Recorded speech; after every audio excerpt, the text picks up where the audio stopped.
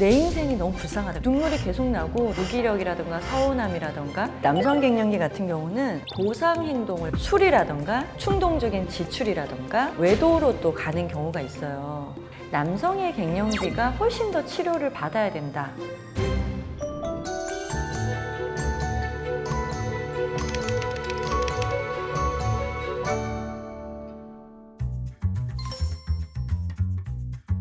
남성도 있습니다. 여성 같은 경우는 에스트로겐, 그러니까 완경 생리와 완경 시점에 폭발적으로 확 줄어들어 버려요, 그 호르몬이. 남성 같은 경우는 매년 1%씩 테스토스테론이 줄어들고 있고, 그러니까 눈에 띄지 않고 서서히 줄어들어요, 침식형으로. 서서히 오다 보니까 눈물도 났다 말다 마치. 그렇다 보니까 못 알아챌 때가 많습니다, 남성들은.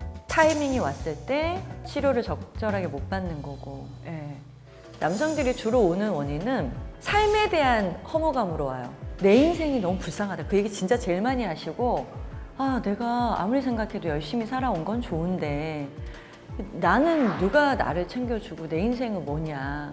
사회적으로 성공하신 분들도 꽤 많이 그걸 느껴요. 뭔가 자신을 위해서 집중하고 챙기고 이랬던 적이 없고, 특히나 아내는 60대 중반 되면 이제 40대 아이들 다 키우고 청소년기 지나고 나서 아내의 그런 어떤 사회적 활동이 많아지고, 그러면 남편이 혼자 이제 퇴직이 다가오면은 시간이 많아지잖아요.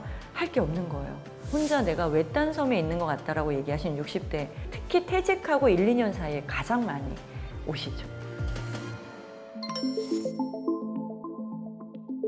40, 50대는 사실은 제가 보기엔 갱년기예요. 근데 아무리 봐도 갱년기 우울증이다라고 해도 본인이 그거를 인정하지 않아요. 우리나라 분위기가 어땠어요? 우리가 어렸을 때부터 남자애가 많이 울면 약하다. 남자가 돼갖고 울면 안 된다. 너는 이제 가장에 대해서 집안을 이끌어 가야 되기 때문에 강인한 사람이 돼야 된다. 우리 강하다라는 거인 즉슨 감정을 드러내지 않는다가 되고, 이 갱년기에 가장 많이 나타나는 게 감정적인 어떤 무기력이라든가 서운함이라든가, 편하게 말하면 삐지는 거, 이런 걸로도 많이 나타나는데, 그런 걸 보이는 순간 내가 약해졌다라는 걸로 많이 치부될 수 있기 때문에 내가 나이가 드니까 참을성이 없어진 거지 뭐, 이런 식으로 그냥 말하기도 하거든요. 근데 이런 경우들이 있어요. 이제 본인이 하고 있던 일들이 좀 안 될 때, 또는 그때 큰 좌절을 맛봤을 때, 선생님 제가 이번 일 때문에 되게 우울증이 왔다라고 하면서 갱년기도 온 것 같아요 라고 함께 인정을 하시는 분들이 있어요. 내가 이거에 대해서 실패했다 그래서 눈물을 흘릴 사람이 아니거든요. 근데 눈물이 계속 나고 내 인생은 뭔가 갑자기 막 불쌍하고 억울해요. 근데 이게 제가 찾아봤거든요. 갱년기인가요? 이런 식으로. 그러니까 정말 힘든 상황에 처해 있는 남성분들 같은 경우는 갱년기를 좀 이해하시는 분들이 있어요. 잘 삐질 때. 남성분이 선생님 제가 되게 화가 난 적이 있어요 하고 이제 보고를 하실 때 들었는데 화날 부분이 아니에요. 서운할 부분이 아니에요.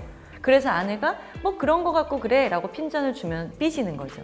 그러니까 남성들이 사소한 거에 빨리빨리 감정이 상할 때, 이럴 때가 신호로 오는 거죠. 남성들의 특징 좀 더 말씀드리면, 남성은 보상 행동을 많이 하시는 분들이 있어요. 술이라던가 충동적인 지출이라던가 외도로 또 가는 경우가 있어요. 남성성의 갱년기 중에 그 성적인 기능의 저하도 되게 많이 호소하시기 때문에 그 부분에 대해서 인정받기 위해서 다른 여성들을 많이 만나시는 분이 있어요. 그래서 사례에서도 외도를 계속 하시는데 제가 이렇게 외도를 왜 이렇게 많이 하시냐 그랬더니, 내가 정말 남성으로서 사랑받고 싶고 정말 남성으로서도 나는 다시 기능을 하고 싶고 인정받고 싶고, 그런데 그런 부분에서 아내랑 좀 트러블이 있다 보니까 다른 사람을 찾게 된다. 충동적인 지출은 갑자기 외제차로 바꾼다던가 뭐 비싼 드림카로 바꾼다던가 이런 분들도 있거든요.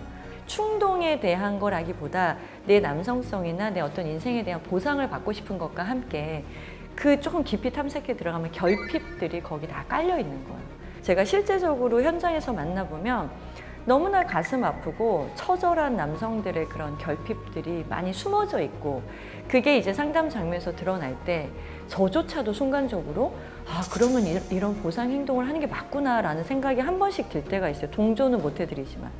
그 정도로 치열한 그런 마음이 숨어 있는 경우들이 많기 때문에 그러니까 저는 그런 의미에서는 어떻게 보면은 여성의 갱년기보다는 남성의 갱년기가 훨씬 더 치료를 받아야 된다.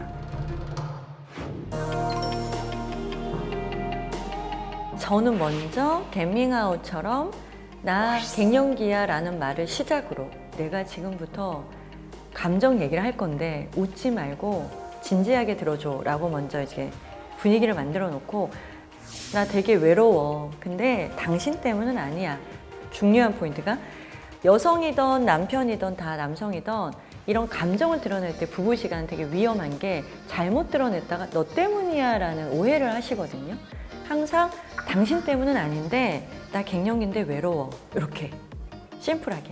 내가 그 감정을 표현한 후에 내가 듣고 싶은 얘기를 듣는 게 되게 중요해요. 선생님 제가요 남성분이 아내분한테 힘든 얘기를 했어요. 선생님한테 하듯이 했어요. 근데 반응이 안 좋던데요. 이 얘기 되게 많이 하시거든요. 아내도 처음이라 당황스러울 수 있으니 먼저 듣고 싶은 얘기를 하라 그래요. 내가 갱년기여서 외롭다고 얘기할 건데 당신이 그랬구나. 당신 외로워서 힘들었겠다고 얘기해 줘야 돼? 그러면 나 얘기하고 아니면 안 해?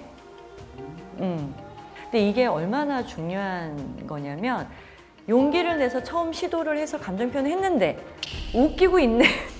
장난하냐? 이런 아내분들 이렇게 해버리면 남성들이 그러니까 겉으로 남성들이 강해 보이고 그래서 그런지 아내분들이 생각했을 때 남성분들은 그러지 않을 거라 생각하나 봐요.